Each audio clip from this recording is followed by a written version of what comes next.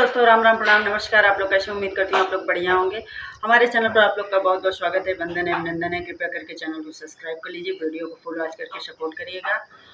आज आप लोग के लिए एक नकटा गीत लेके आएंगे, तो आप लोग सुनिएगा और कमेंट्स भी प्यारा सा कमेंट जरूर करिएगा। तो चलिए सुनते हैं। टप टप टप के पसीना, गजब गर्मी के महीना। टप टप टप के पसीना, गजब गर्मी के महीना। ससुर हमार पंखा ले आए, ससुर हमार पंखा ले आए। सासु हराम कहीं जीना, गजब गर्मी के महीना। सासु हराम की जीना, गजब गर्मी के महीना। टप टप टप के पसीना, गजब गर्मी के महीना। जेठ हमारे कूलर ले आए, जेठ हमारे कूलर ले आए। जेठानी अलग कर दीना, गजब गर्मी का महीना। जेठानी अलग कर दीना, गजब गर्मी के महीना। टप टप टप के पसीना, गजब गर्मी के महीना।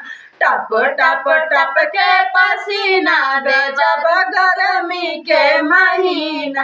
देवर हमारे बेनिया ले आए, देवर हमारे बेनिया ले आए। देवरानी कलह कर चीना, गजब गर्मी का महीना। देवरानी कलह कर चीना, गजब गर्मी के महीना। टप टप टप के पसीना, गजब गर्मी के महीना। टप टप टप के पसीना, गजब गर्मी के महीना। बलम हमारे एसी ले आए, बलम हमारे एसी ले आए। ननदी ने छोड़ा खाना पीना, गजब गर्मी के महीना। ननदी ने छोड़ा खाना पीना, गजब गर्मी के महीना। ननदी ने छोड़ा खाना पीना, गजब गर्मी के महीना। टप टप टप के पसीना, गजब गर्मी के महीना। टप टप टप के पसीना, गजब गर्मी के महीना। टप टप टप के पसीना, गजब गर्मी के महीना।